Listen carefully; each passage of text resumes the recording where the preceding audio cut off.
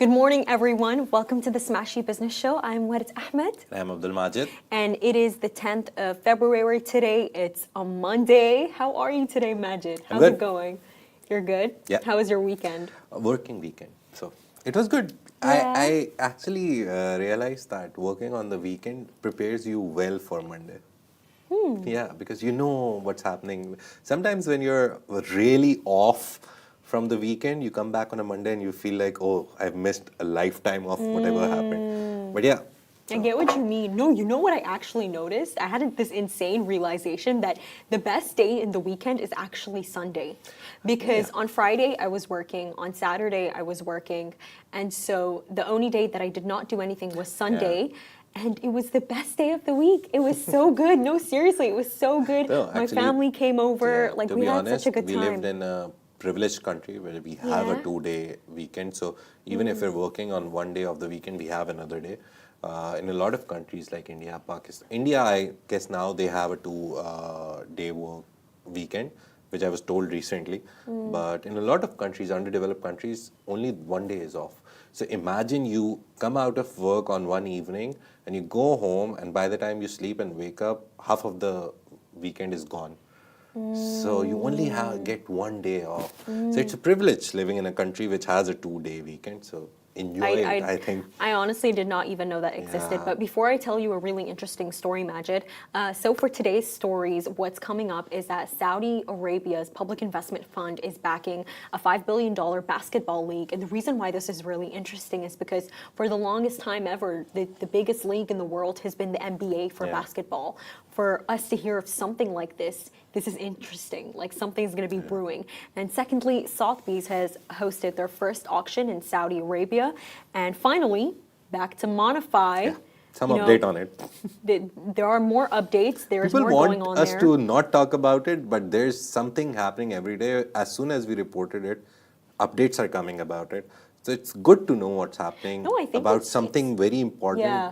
I And agree with something you. which came with a bang and has lost its touch after like 2 months. So it's a very good story if you We'll talk see about what's gonna startup happen as there. Naguib is smart, so we'll see what will happen something there. will happen. But Majid, you know what happened this weekend? So basically, Saturday night I went to Cavo to do some work because I did a lot of shoots. I had to, like, by the way, uploading like 200 videos onto a Google Drive is not as easy as it seems. Especially, technology still needs to get faster, right? Especially when your laptop has so much like footage and it's like slowly dying. It's not that easy. But point is, I walked into Cavo and it's this cafe in Jumeirah.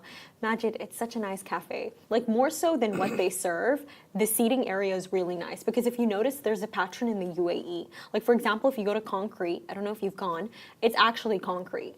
The seating area is like, that's their design, it's their architecture. And because it's uncomfortable, you'll order your drink, you'll sit there for max an hour. I sat there for 30 minutes and you leave. Do you see what their design did? It doesn't encourage people to stay.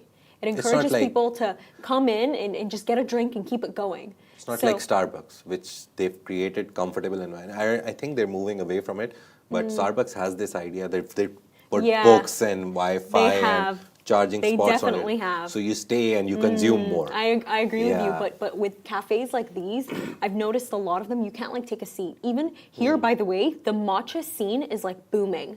People buy a lot of matcha. You have no idea. And a cup of matcha is like 35 dirhams. And even those cafes that serve the best matcha, in my personal opinion, it's not, and it's Trio, they don't have like a nice seating area.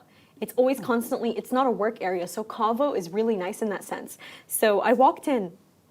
And then I walk in and I always like to say hi, you know? And I see this guy and he's not dressed like one of the employees. And he says, hi, how are you guys? And I'm like, oh, like a customer would never greet another customer. So I take a seat. I don't think much of it. And you know what? I was like, no, let me be a bit nosy today. I'm nosy every day. But point is, I ask him, I'm like, hey, like, you know, you said hi to us. Are you by any chance the owner of this place? Because I frequent it a lot with my friends. And he's like, actually, I'm the new owner. I bought it 1 week ago. Nice. Imagine that. And I was just like, what? And by the way, I remember like when we walked in, like me and my best friend, we both visibly noticed that all the employees look really uncomfortable.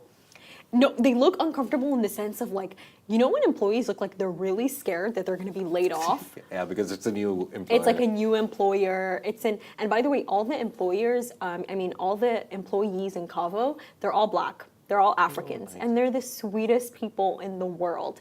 And I understand their fear because I feel like what happens with these cafes, I always see either two cultures being hired. It's either Filipinos or it's either black people. And I understand their fear because what if they get replaced with Westerners?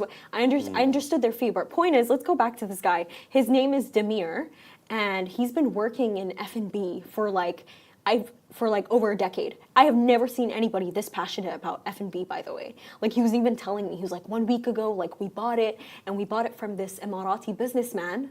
I will find out for you guys who it is, who the previous owner of Cavo was, but he said that they had way too many businesses and that they felt like they couldn't give Cavo all their like time and love. Enough attention. Exactly. So they sold it to them. And so Demir and his wife were there to, they were just looking around like what changes they can make. And by the way, I am so glad I caught them in the moment. I was like, guys, don't you dare change this exterior. These comfy couches, don't you dare take it. By the way, I was very honest. I'm like, please don't take it away. He was like, no, but like we have to like, do something else. I'm like, okay, sure, like replace the sheets, but like don't take it away. That's why we all come. Like I've been coming there for years, by the way. And then I started giving him advice, and I'm like, by the way, like we all love matcha, we all love Spanish latte, so make sure to like, make sure maybe diversify the menu. Yeah, they're gonna basically change the food menu, but I told them focus on the matcha and Spanish latte because that's exactly what the people in this country love. And you know what he did? He was like, by the way, guys, you don't have to pay, it's on us. And I'm like, stop it. I was just trying to get my news story, but so thank you. You were a consultant. Thank you. For the consultation that please there. Yeah, he was really sweet. But like he sat with us and he listened. He went like, I'm gonna be here for like the next 2 weeks. So if you want to catch the new owner of Cavo, you better go because he's going to be there for the next 2 weeks. And he said that, like, I want to start building relationships with the customers. I want to hear what they care about. And I'm like, damn. And that's a good business strategy for two things. One, he got feedback directly from the people who were visiting it. So you told him, I guess, that you've been coming there a lot. And second, the good thing he's doing is he's actually, what was it? First was the feedback. You said another thing. That got me to a point. He's developing a really good relationship with the customers. And developing I think that goes a long relationship way for is like mouth. whatever business you do, you always have try to always build a good customer base, which is a returning customer. They're called returning customers. So a good returning base of customer will always have good business for you.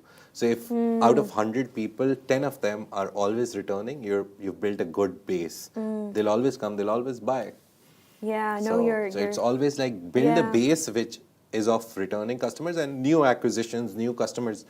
If they come good, just try to convert them into a returning customer. And he was actually doing that. He was. Talking and by to the you way, guys and everyone he else. was a really humble guy. Nice. Like, it's truly a sweetheart. Like, I remember even when I was speaking to him, and I feel like this is really how you can tell that, someone is listening, they're being really attentive. Like, he was just sitting there, he was listening to me, and he was taking everything in, and I'm like, wow, like, you're giving me a voice. And even his wife, they're just both absolute sweethearts. But anyways, getting to today's topics, this one in particular, I'm really excited about because for the longest time ever, the NBA has just been completely big in the US. They have not had any competitors, I feel. Like somebody who's really entered into the field and rivaled them. But Saudi Arabia, they said, no, it's our time to shine.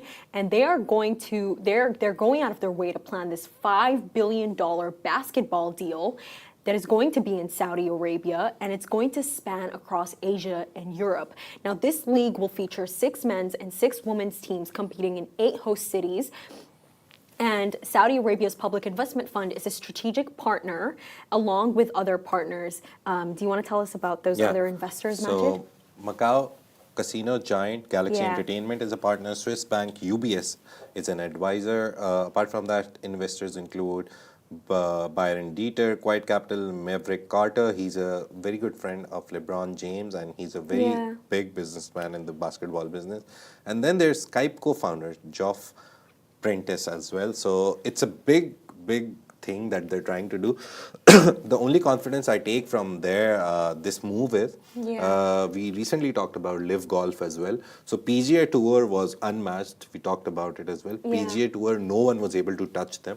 But Live Golf came and they gave competition to PGA Tour, and now we see that they're planning a merger, and there's stocks that Trump maybe brought in because Trump golf courses, they're very famous. Trump loves golf. So they're trying to bring Trump into the whole thing and finalize a Live and PGA merger.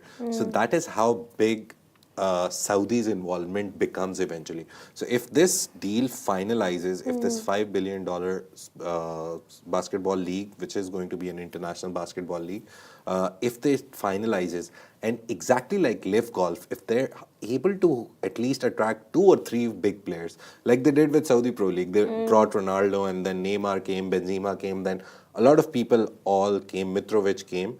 Likewise, if they can start this league and bring in 4 or 5 big names, it will again be the same story as Live and PGA, and NBA will be looking at it, this move. And you know, Majid, the reason why I take a look at this story, and it's so beautiful, because do you know how difficult it is to actually do this? I had a friend who actually tried to launch this in the UAE, and they called it VPL. We'll see. You never know. It might just work out in the UAE. But he was searching for investors. It didn't work out because of the fact that he found out that there are government entities who are already trying to do it. Yeah. So that's just a source for you guys. But there are government entities who are in the process of planning something like this in the UAE. But the issue is there hasn't really been anybody who has come and grounded it. Nobody has come and grounded it or had the passionate hand to actually take it to where it needs to be. And so the fact that Saudi is ahead of the UAE in this, it's good. When you say it, Smashi Sports, plugging in Smashi Sports, we did stream recently Dubai International Basketball Championship. Don't remember the exact team structure, but there was 2 international teams, at least I remember. UAE national team, which is sponsored by Smashi Sports. We have our Smashi Sports logo on it, on their jerseys.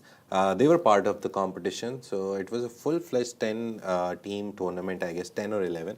Kirby can tell me in my ear if I'm right or wrong about the Dubai International Basketball Championship. So that recently happened, where the sponsors of the UAE national team recently signed last year. We renewed the sponsorship with them. So basketball scene overall in the UAE is good. They need this. They need this. They really Middle need East this. also needs it. We do need it. And Majid, the reason why I am so passionate about this is because of the fact that, you know, when I was growing up, I'm very I'm into athletics. You know, not specifically basketball, but I was into athletics, and I actually I used to do relays and I used to sprint. And something that I noticed that is so engraved into American culture is sports. And when I say sports, it's in the sense of that they make careers out of it. And I know that a lot of footballers all over the world make careers out of sports, like for example Mohamed Salah in Egypt. But I mean that in America it's on a wider scale. So like, you know, you'll be like a 17-year-old and you'll be sprinting, and there's like a coach sitting on the bench who's like, I don't know, from Stanford, and he's like, I want to pick that kid up. Or like you'll be playing basketball and you're 16 and they'll pick you up and they'll give you the career of a lifetime. And you also get sponsorships from universities to study. To study for free. So, and I speak of my friend when I say this, you know, they wanted to develop VPL because they saw that this market is empty here. It's so empty. No, really, it is. Like, university students don't have that opportunity to really capitalize on sports. They all leave the country for it. They go to the US. So the fact that Saudi Arabia is bringing this, you know, imagine before you know it, give it like a good decade. Before you know it, a lot of people are going to be sending their children to Saudi Arabia because they're on their sports scholarship. So when I look at this story, I'm hearing... I just feel it. I really feel it working out, and I feel it making a lot of young people's careers very successful. And sports is one of the, like, not the biggest, but one of the biggest investments that the Middle East overall is making. Because again, diversifying away from oil, They're investing in sports because sports, entertainment, all these things bring a lot of money. The gate money, the sponsorship deals. Of so course. that's nice way to diversify your economy away from oil. And sports is one of the biggest targets for Saudi Arabia as well. It is. It's They're trying to add at least 1 to 1.5% of GDP from sports. So let's see. This works out. It'll be a great league, and I'll start watching basketball. I've seen NBA for like 1 or 2 seasons. Sometime when I was very free, I was watching all the football leagues, basketball leagues. But if this league starts, I'll watch it from day one. 100%. Really? This is when you're going to start. But more so than that, I think that they should definitely, sport investments are good to target, but they should definitely stop targeting people like Neymar. Like, I feel really bad for Al Hilal. No, but out Majid, of all the players, he was the plays- only flop, right? A flop of $100 million, though. He plays for 42 minutes and gets $100 million. Give me that money. Are you actually Everyone joking? wants that money. Like, he's got to be joking. And then the fact that he moved on so quickly. Yeah. He moved on so quickly. He No, went but back he was to crying. Brazil. He was sad. Obviously, see, Crying in money. I remember Rich talked about it, that there are players who are at 40. Ronaldo just celebrated his birthday dancing, and we saw the video. Really happy to turn 40, but he's still at the prime of his career. He runs fast, scores goals. Mohamed Salah is not that young. He's the same age as Neymar, like 1 or 2 year difference. He's doing great. He's the highest Premier League scorer right now. Most probably he's renewing a Liverpool contract. So with Neymar, the problem was it's himself. He did it to himself. No injury, nothing else did. So if you don't take care of your body, obviously you go towards injuries. So yeah, that's the only flop story we have from Saudi Pro League. Otherwise, Saudi Pro League is, to be honest, doing really great. A $100 million flop. Yeah, but he's a 100. Yeah, But you know big what? flop. Saudi Arabia's public investment fund is worth like what, $1 I'll trillion? tell you a story This is about nothing this. for them. You have to realize that a player on the field is important, but their presence sometimes is also very important. So when Ronaldo was coming, Neymar came, Benzema came. Even though Benzema may leave someday, Ronaldo, hopefully he's staying. These guys may leave, but their name brought Saudi Pro League up. So Neymar's coming, I don't think on paper and on field it was very effective. But as a whole, as a package for Saudi Pro League, it was really great. The promotion that they got because of Neymar in Latin America, in his home country, everywhere, that, oh, our guy is playing in some league in Saudi Arabia. So I guess they took advantage of that.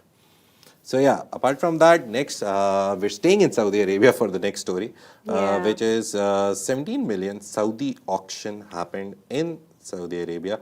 Botero and Banksy, they led the historic debut of Sotheby's in Saudi Arabia. Sotheby's hosted its first ever auction. It was held in Diriyah on Saturday night. And the total sales of the paintings and artifacts and everything that was sold there reached up to $17 million. That's not a small number. So it was slightly below the upper pre-sale estimate. They thought they'll make around 16 to 22. So they made 17. It's not a bad number, but it's not a really great number. It's a good number for the first time, for a debut auction. Apart from that, the most expensive thing that was sold at the auction was a Banksy. He's a great painter. His painting was called Subject to Availability, and it fetched $1.2 million. That was the most expensive top sale of the night. Wow, it's crazy. Yeah, so, honestly, you know, Majid, like when I take a look at this story, what I see it as is the fact that they're having this auction in Saudi Arabia. Number one, they're very aware of the money there. They're aware of the investors there, and they're aware of the opportunity there. But much more than that, what I see when I see the story is I see a society that is so cultured. And when I say cultured, I mean it in the sense of they have good taste. And the fact that they're buying into this art, it really does direct you to, like, you know, larger implications. Like, for example, the Neon Project. It is so beautiful. You know, the Red Sea. Saudis have such beautiful taste. No, really, like, I love their architecture. I love their designs. And by the way, more and more companies like these are coming to Saudi Arabia. Like just very recently, the Bowery company Yeah, so the Bowery company, it's UAE based. They opened their first store here. It's led by, I believe, Christina, and she's Lebanese, and they expanded into Saudi Arabia, and she's like vlogging every single day her stories of like opening her store in Saudi. And the fact that all of these artists are coming to Saudi, it's because they're recognizing how cultured the people are there. Their taste is beautiful. I mean, I still think of the Red Sea, and you see certain locations, Majid, in Saudi Arabia online where you're like, is this really in Saudi? Like, this is so beautiful. It's so insane. And there's this, obviously, this auction is big. There's a 1 million painting that was sold, Society Women. Yeah. The more important thing that I saw was a cultural shift that you just talked about. Saudi Arabia, you see it like 20 years ago, Saudi Arabia was oil, big oil, find oil, make money. So they were like, okay, the first hurdle, the first thing in the pyramid of necessities, money, we have. Then I remember I went to Saudi Arabia and I had a chat with this Uber driver, and the Uber driver there are all Saudis. You don't find a local guy. And then I asked one of them, like, why are you guys driving Ubers? And they're like, yeah, because only Saudis are allowed to drive Uber in this country. No one else can. I was like, okay. And he had a big 4x4 truck he was driving as an Uber. So imagine in Saudi Arabia, you get a very luxurious Tesla or something as an Uber. Yeah. So that guy told me that the great founder of Saudi Arabia and then his son, they sent Saudi people to study outside, all things paid. They're like, pick a country, pick a university, pick a course, go outside, learn. So they took that money from oil, they invested into their human capital. The human capital then grew, became more learned, became more cultured. Yeah. And now we're seeing that finally they're investing into things that are not just cars and this and that. Now they're investing in art, they're investing in sculptures and all that. So it's really interesting how the society has shifted. There's a Exactly. whole society dynamic that has gone from one end to another end. So that's like the most like deep thought that I came. And they're really great Yeah. people, you know. I remember when I was at Sharjah Entrepreneurship Festival, I made this new friend. She's Saudi Arabian. Nice. Her name is Tuna. And imagine, in just like 2 days, we became like besties. I'm not even joking. Like, she went with me to like do the interviews. She was like giving me suggestions. And oh my God, I remember the hibayas that she was wearing were so beautiful. And for any woman who is listening to the podcast right now, if you know abayas, yes, you can buy abaya from anywhere, but not anybody can actually find the best quality, the best designs. And I asked her, I was like, by the way, like, your linen abaya, it's so beautiful. How did you get it this way? And she told me that she actually bought the linen material and she took it to a tailor and she asked him to design it for her this way. So yeah, exactly. So no, they're really particular about their art, and it's so beautiful to see that, you know, auctions like these, they're coming because now they're going to be opened to everything. I think a lot of people don't deep this, but Saudi Arabians, for the longest time ever, there were certain things that weren't available to them in their country. Like, for example, like an Apple store. And I never deeped it because I always had my Apple store that I always frequent in MOE whenever I have an issue. But their first store, it's opening this year. No, actually, I believe it's in 2026. Oh. But the first Apple store, it's coming soon. So they couldn't even take their like MacBooks and, you know, go fix it at the actual Apple store. And if you're a part of the fixing process of MacBooks, let me tell you, Majid, it's better to just go to Apple. No, I mean it. It's better. I had a friend, she went to a brand, I won't say their name, don't want to ruin the business, but you know what they did? They just destroyed her motherboard and then had to completely replace it. When the actual fix should have taken just 3 days, it took like a good month. So always trust Apple, go to Apple. So it's like finally Saudis are going to receive everything. And everything is going to be there for them, international and national. How do you say it? Dug deep under in this story is there's another part I just remembered. When I joined here, one of the biggest stories that I learned about was Sotheby's selling their stake to ADQ, our Mr. Tanun, our favorite person. So ADQ is chaired by His Highness Sheikh Tanun. So ADQ bought a $1 billion minority stake in Sotheby's. And I remember reading about it. The Sotheby's is not actually doing great. Sotheby's is under a lot of debt and they have a lot of money owed to the banks. And ADQ came in. They were like, okay, we'll finance it. We'll invest $1 billion. So the move that you've seen Sotheby's move towards UAE and Saudi Arabia and all these places, it's from their side, it's a money move. The thing that we talk about always, that everyone is coming to this area for money, Sotheby's is actually coming here for money as well. So imagine, there's so much money that even auction houses are like, okay, we'll open something in the Middle East. So they had UAE presence, but now with this first auction in Saudi Arabia, they've opened new doors. And since Saudi is the biggest economy in the Middle East, and UAE is the second, they will make it. It's so interesting. I'm deeping what you're saying, Majid, and honestly, this Everyone's goes coming deep. here. These foreigners, they're not just coming to, the Middle East. Majid, we Arabs, we call them the Ingili's. Yeah. This is what we call them. But Yeah, these I know. Ingili's, they're coming to the Middle East. It's not even just because, just for the sake of it. They're coming because they need the money. Yeah. They're not coming as a broader strategy to expand and, just to make the business Or bigger. to contribute to Middle East. They're Yeah, coming here to they're their incurring- piece of the cake. Exactly. They're Yeah. incurring losses and Yeah. they need help and they want to do a takeover. And we saw that with Vogue Condé Nast, Arabia. yeah. We saw that with Vogue Arabia, the Recently. way that Condé Nast just completely took away UAE-based Nervora's rights, who was basically running Vogue Arabia here. And they're like, nope, we're going to take over now. We're going to do it. And Condé Nast itself globally was losing money. And then they decided, okay, we're going to come to the Middle East and we're going to take that money. It's not even we're going to make money in the Middle East. We're going to take that money. Yeah. And I just, this goes deep. It goes really, really deep. So, Anna Wintour just interviewed with AB Talks. Yes.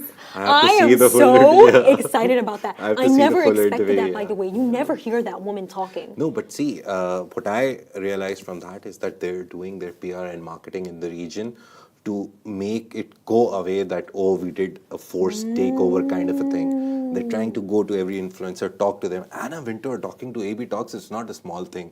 Anna Wintour is like here. I know. I agree. AB Talks is big. The guy is, Anas By the way, Bukhach is a the big entire guy. comment section was saying this. They were like, man, I wasn't watching your show, but since you brought in Anna Wintour, I'm going to watch it now. So you have to understand, on the scale of global, It's crazy. global celebrity status, Anna Wintour is here. And this is AB Talks. He's great, but again, Anna Wintour is big.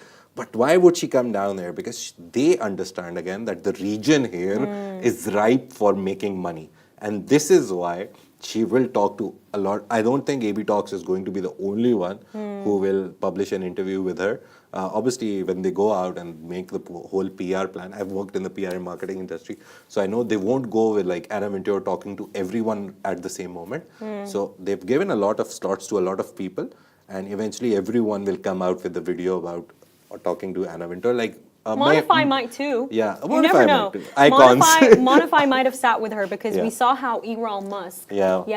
Elon Musk's And also mother. my Musk also She came. came for a 1 billion Yeah. summit, and she ended up doing an interview with Anas And Bukhach. She spoke also to did it with MONIIFY. 2 or 3 other people. So yeah, it's the PR plan that one by one we'll publish the interview. So you'll see Anna Wintour a lot in the region. Again, Vogue Arabia was making a lot of money. And we don't know the financials, but it's pretty clear the kind of people they had on their covers, and those people are not easy to get. Some of them obviously will be like, okay, we're going on Vogue Arabia, good enough, not taking any money.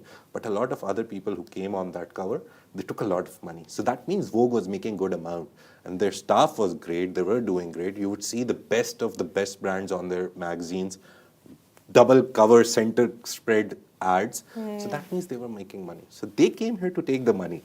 So you have to Yeah. understand, right now, Middle East, there's 2 things happening. One, they're making a lot of money. But 2, everyone from the globe is coming here to take a piece of their cake and enjoy They're it. coming to take the money, not make it. Yeah, So, that's for sure. Yeah, eventually there will come a point when we'll realize, everyone will realize Yeah. that they are here. They're here and they're trying to take over. But I think the governments, the leadership of Saudi Arabia, especially with Mohammed bin Salman, great, very, very smart guy. And then our leadership, the UAE president, the Dubai ruler, all the 7 Emirates, the rulers, they're great at predicting this, and they're great at keeping them at bay. That, okay, this is where we put a boundary. Yeah. do this, contribute. If you're contributing good enough, make money for us, make money for yourself, but don't come on this side. Yeah, So well, that's the good thing about our governments. Yeah. So we're not scared of them, thankfully. For the final topic of the day, MONIIFY, Yeah. it seems to be that they weren't making money in this case, and that's why they had the alleged 80% layoffs that happened. And the reason why this is such a big story is because, if you haven't heard, MONIIFY was launched last year in November. We're like in February of 2025. The year has just began, and to hear of 80% layoffs, that's crazy. But what's even crazier, we have another update for you guys. So basically, a former advisor of MONIIFY, Yaser Bishr, actually responded to Smashi Business's posts regarding MONIIFY. And just to, sorry to interrupt you, word, but just to tell you, go do a basic Google search and write MONIIFY layoffs. You won't find anyone reporting about it. Not even Semaphore is reporting about it, because I don't know why. No one thinks it's a scoop. But the very interesting thing about all this story is, sorry, let me just put it on silent. But the very important thing from this story is, it's not that these are layoffs.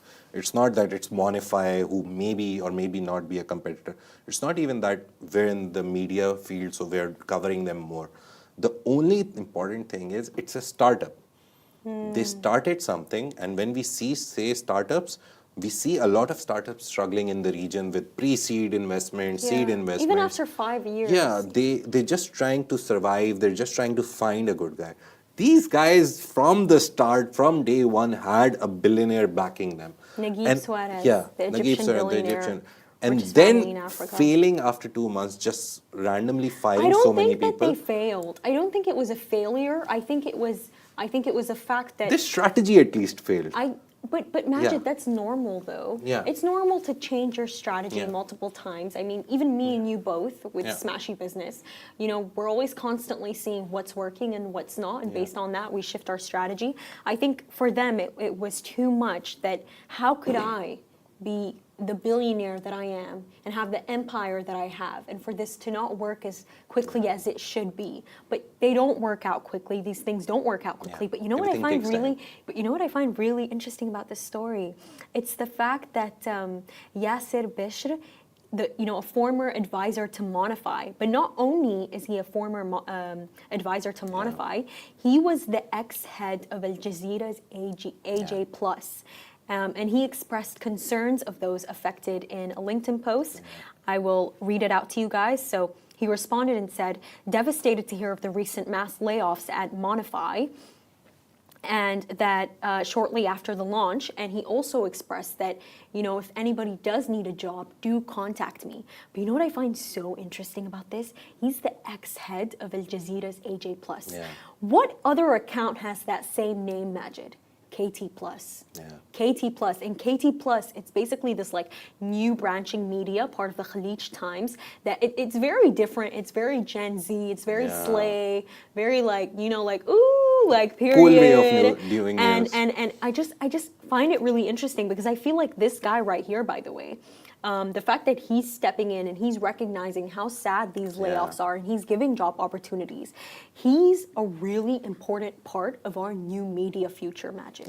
Because the fact that he is a part of the launch of AJ Plus, that was Al Jazeera recognizing that, okay, media is changing. People don't read anymore. They don't go on TV like they used to. My dad still does, but they don't go. Everyone's on their phones. Everyone's on their phones, and I saw this statistic from what Richard posted from LEAP that's happening right now in Riyadh, the summit, and basically this one guy was basically saying that he was from the BBC, and he was saying that 50% of people right now get their news from their phones. And this man over here, Yaser, him being a part of the launch of MONIIFY AJ Plus, he's a part of the new media, Majid. And I think, by the way, it is not to be underestimated that you are at the age that you are, and you are recognizing that people don't want the media that I used to write and I used to produce anymore. They want things like AJ Plus. They want things like KT Plus. They want things like Love in Dubai. And so that's why I find it really beautiful that he's commenting out of everyone. Because if you think about it, he triggered a trend. You just talked about KT Plus, and it made me realize. Yeah. I never realized this, and you just talked about KT Plus, and I realized they're backed by one of the biggest giants of like newspaper and printing and media, Khalij Times. So when you talk about UAE, you know 3-4 big names at the top of your head. Obviously BBC, CNN, they have the regional headquarters, but the national, Khalij Times, Gulf News, Arabian Business, these are like the 4 or 5 top names that come to your mind.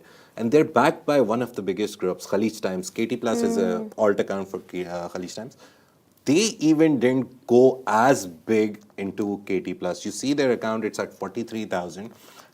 They just went in, and the faces that you see, it's only 2 or 3 people.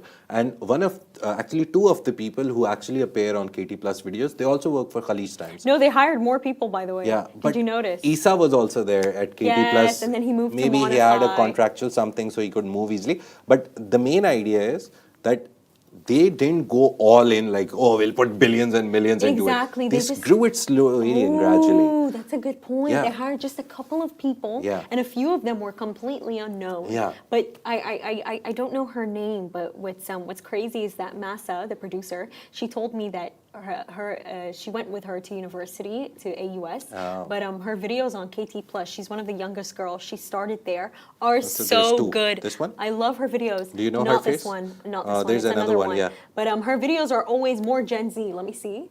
I know this lady, the one you're I just talking don't about. know her name. I never found out her name. Yeah, they but never put their names. But This they one. started out. Let me see. Yes, 100%, her. right? She's See? absolutely insane. Yeah. I love her videos Yeah. so much. She's She usually about the Gen Z and videos. her videos, by the way, do better than the other ones. Yeah. Like I saw. But you're right. They like slowly expanded it. But just very recently, remember how we reported on the layoffs from Khalij Times? And so, the fact that all these layoffs are happening, like media is changing. Yeah. And Majid, you have no idea how lucky me and you are to be in the position that we are in Yeah. today. I remember my parents were speaking to me, by the way, like when I was an intern. And they're like, Ward, like, don't you want to work for Al Arabiya, the NBC, Khalij Times? Because, by the way, the numbers that Al Arabiya pays their employees. Yeah. Imagine for just like a presenter who just speaks. Yeah. She does not write, she does not script, she just speaks and she From sits the on that teleprompter, beautiful yeah. couch and looks completely beautiful and has a makeup team. Let me tell you, they get paid a lot of money. And insane, but they get laid off. Yeah. They get laid off because media is changing, and we're in a we're very lucky, alhamdulillah, and mashallah, to be in the stable position that we are in. Yeah, because lean and mean team. The small team which works hard, which Yes. doesn't throw it anywhere like, oh, yeah. Because if you have a big team, everyone keeps throwing work at it. It becomes a ping pong game with 10 people involved. So you do it and you do it, and that guy Yeah. is like, you do it, and then so senior guy tells the junior, junior tells the junior, junior, and then it keeps going down. The work Yeah, but I doesn't definitely happen. think they have a good Yeah. work-life balance. Probably. Yeah, obviously, But but they again, get laid off. in this time and age where everything is being replaced by AI, and to be honest, 90% of the writing that you see online has been replaced by AI. It's ChatGPT. If you've used ChatGPT enough, you can read anyone and you'll be like, okay, I know this is ChatGPT, because the spacings and the letter casings and everything, you can easily guess it. So my only point is the best way right now is to take on extra work, not because you should, it's bad, I know, burnout is true, Rich said it on Friday, but there is a point where you have to realize that you can push yourself to that point. Obviously, after that, don't do it, but before that, try to get as many skills, try to get into as many new formats as you can. Obviously, it will take more time than just your regular 8 to 5, but when the AI boom actually becomes regular and there's a certain set of efficiency that is being achieved by AI, and everyone is saying AGI is a reality in the next 2-3 years, that point your skill set will define you. If you have a very limited skill set of just reading from the prompter, it will not work after a point. You're right. You will need to have that X factor to survive in the industry. No, you're and right. media will eventually be taken over by AI, because it's, at the end of the day, pictures, videos, texts, that's it. These are the 3 things that go. And graphics. But Majid, people, But- but listen, people love a human connection. Yeah, and you people know love. who you see that in? You see But that in like. did you see our videos? The human videos that we did? We tried Which ones? The The ones with the Casey, AI? yeah. They do work, but in the end See. of the day, who is that AI copying? It's copying us. But and people see, love. you'll become redundant after a while. I don't fear that, by They the way, can make a because new human-like person, and we've seen that real estate agencies are using it. They have like whole account of real estate agents, AI created 0 to 1, and but they're they doing sales. copied humans, though. Yeah, but And who's those writing- humans are redundant now. That AI is They're- more important. No, they're not redundant, because look at it like this. You know, we see it in like the Mo show. You know, he brought on like the CEO of Snapchat, Yeah. even Spiegel. We see it in Candace Owens. We see it in Yeah. Carl Tuckerson. You know why people love media more than anything? I know they're up there, but they love somebody. You list those people, they They- won't even make 0.00001% of the human population. Where does the middle and the lower strata of that whole thing go? You can name literally all of them on your fingers. You won't even have to use these parts. So that's the problem with me for social media. There's always an elite social media, which is maximum, global ones I'm Yeah. talking about, which everyone knows. Trust me, you go out there and talk about Candace Owens, half of the people won't know her. But a lot of you people know her. Yeah, And Americans. they And like- then some people, no. trust me, she's very big in America. Of course she's big in America, but it's like Majid, it's like this point of that, do you really think that we all just want to watch AI all the time? Of course not. That's not going to be the If- case. I really don't fear it. I See- think AI is going to make our life easier. Yeah, It's not it's going going to make it replace easier, us. but when you achieve AGI, which everyone is talking about, and Sam Altman's next target after facing so much loss from DeepSeek is AGI, they will actually become as good as us. You have to realize that. So at that point, your human skills will differentiate you. No. And the more you do right now, don't see this you'll happening. get better at it. I definitely It's a- see them it's a- developing, Yeah. but behind every robot, there's a human. Yeah. There's always a human. Thank you Thank so you much. so much for watching, everyone.